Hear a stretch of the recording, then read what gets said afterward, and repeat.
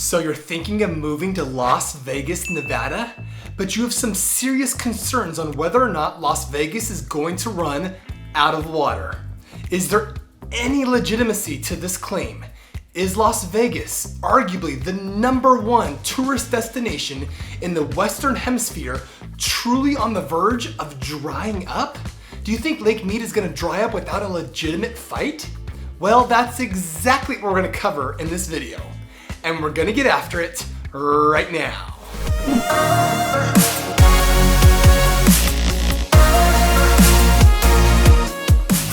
If you are new to this channel and you want to know everything there is to know about eating, sleeping, working, playing, the good and the bad about living in Las Vegas and the surrounding areas, then subscribe below and tap the bell for notifications so you can be the very first to know about the current market here in Las Vegas. Hi, my name is Mark Pepe, and the team and I get calls and emails every day from people just like you looking for help on making their move to Las Vegas. We are passionate about removing the stress of relocating to a completely new city and state. As a real estate professional here, it doesn't matter whether you're moving in 9 days or 90 days. Give us a call, shoot us a text, send us an email, and we'll be more than happy to help you make a smooth move to Las Vegas. So here we are talking about if Las Vegas is on the verge of running out of water. My oh my, it's a big topic. Las Vegas was founded in the early 1900s in the middle of the Mojave Desert with very little access to water. However, the construction of the Hoover Dam in the 1930s was an absolute game changer. The dam was built on the Colorado River, which flows through several states, including Nevada, and was responsible for the creation of Lake Mead, one of the largest man-made lakes in the country.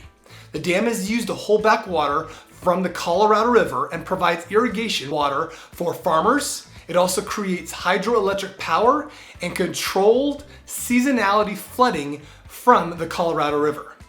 The Colorado River begins in, you guessed it, Colorado. The water from the river is shared with the country of Mexico and 7 western states that include Wyoming, Colorado, Utah, New Mexico, Arizona, California, and of course Nevada, which amounts to 40 million people who depend on the river's water. That's a lot of people. So you're probably wondering how Mexico and 7 states decided on how to share the water. Well, in 1922, they created an agreement called the Colorado River Compact, and that agreement is still used to this day that dictates who gets what amounts of water. Now, this is where people, especially Nevadans, start to get upset. If you look at how the water is divided, Nevada gets the smallest amount compared to other states, and by far. We are only allowed to use a whopping 1.8% of Lake Mead's water for all of the Las Vegas Valley. New Mexico is the next smallest, but even they get more than double what we get at 5%. California, of course, gets the largest percentage of water at almost 27%. Now, over the years, Las Vegas has grown into a thriving city with a population at close to 2.5 million people. It has become increasingly dependent on Lake Mead for its water supply. But as the region has experienced a severe drought over the past several years, Lake Mead's water levels have dropped significantly, as evident by the bathtub ring that makes it pretty obvious.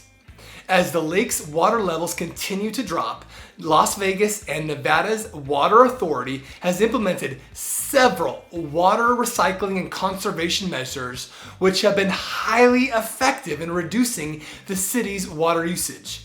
In fact, Las Vegas doesn't even use all of its 1.8% allotment due to these recycling and conservation measures. Since 2002, 750,000 new residents have called the Las Vegas Valley home, including yours truly. However, in that same time period, the valley has used 26% less water over the 20 years. How is that even possible? Well, one of the more important measures was reducing outdoor water usage. The city encourages residents and businesses to use less water for aesthetic purposes, such as landscaping and gardening. Thankfully, Las Vegas is located in the middle of the desert, which means growing anything other than cactuses is virtually impossible. Millions of dollars have been spent to incentivize residents by paying them to remove real grass from their yards and replace with desert landscaping. In addition, homeowners have been given rebates for using a pool cover to help prevent evaporation. Lawn watering restrictions have also been in place for years, and planting grass in the front yards of new homes has been banned.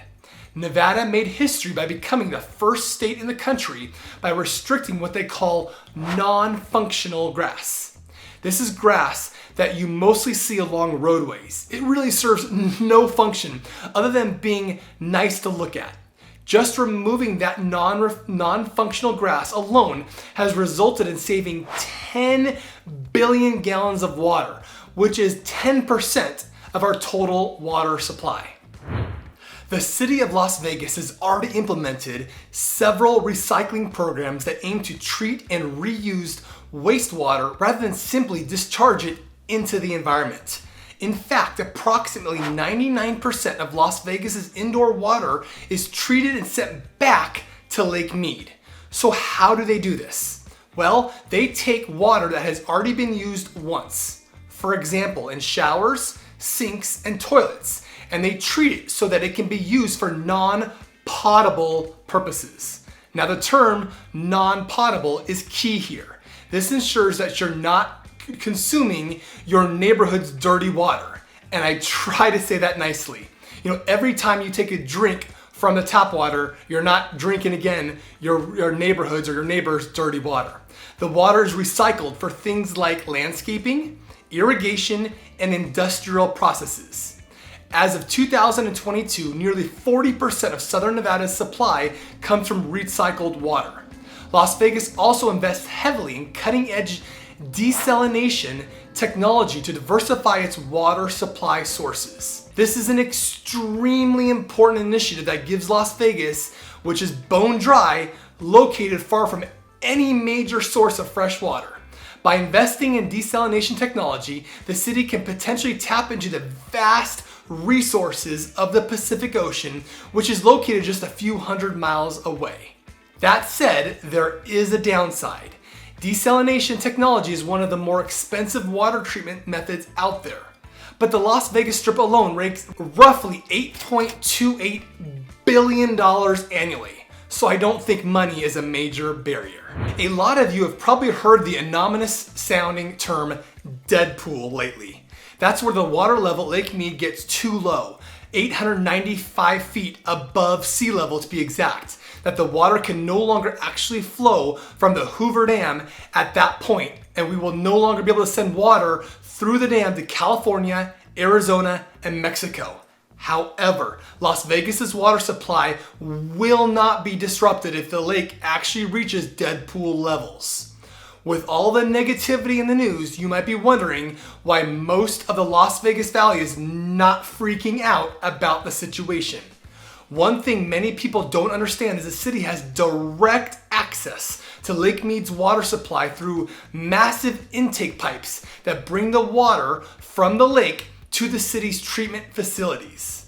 Even more impressive, the Southern Nevada Water Authority designed and built a third intake straw, for lack of a better word, that was completed in 2015. This straw pumps water from the deepest part of the lake, ensuring residents have continued access to fresh water even as water levels drop. In addition to the third intake straw, engineers have implemented infrastructure that can access water from up to 900 feet deep. As water levels drop, the Southern Nevada Water Authority can continue to pump water from deeper and deeper levels, ensuring Sin City never becomes the hellscape that it once was. The third intake straw extends more than 2.5 miles into the lake, guaranteeing continued access to fresh water even in the event an extended drought or a prolonged period of declining water levels. In a surprising move, the U.S. Bureau of Reclamation is releasing more water from Lake Powell in an effort to shore up Lake Mead's water levels. But how much of it will help and how long will this last is not known at this time. Beginning on April 1st, 2023, Reclamation began the process of releasing more than twice the previously scheduled amount of water downriver through the Glen Canyon Dam. The release volume from Glen Canyon Dam for April 2023 will be increased to 910,000 acre-per-feet because of the increased snowpack throughout March. The Colorado Rockies snowpack that provides the majority of water to the Colorado River Basin remains at close to 160% of normal, according to Reclamation. Downriver at Lake Mead, the water levels has risen about 4 inches in the last couple of months, which is certainly much needed good news. The bottom line is, do not believe everything you hear about the Las Vegas Valley running out of water. It's simply not true. If you don't believe my optimism, take it from the Southern Nevada Water Authority's general manager, who calls Las Vegas the most water-secure municipal area in the Colorado River Basin. Well, I think this gives you a good overview on whether or not Las Vegas will be running out of water anytime soon. No, Las Vegas is not running out of water, and thanks to the continued efforts to push conservation and desalination, there's little to no chance it ever will. I hope you enjoyed this video and found it informative. So please like and share this video. Please subscribe below and comment if you have any questions or found this video helpful. Also, don't forget to check out our other videos on moving to Las Vegas and the surrounding areas so you can get a realistic sense of what it would feel like to live in the Las Vegas Valley. If you feel Las Vegas checks most or all of your boxes when it comes to finding the right city to relocate to, and you are now more confident you will have running water when you arrive, my team and I are ready to go to work on your behalf and are extremely proactive in our approach to assisting getting your offer accepted on your ideal home.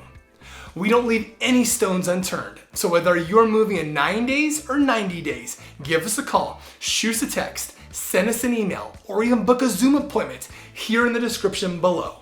We can't wait to help you make a smooth and stress-free move to Las Vegas.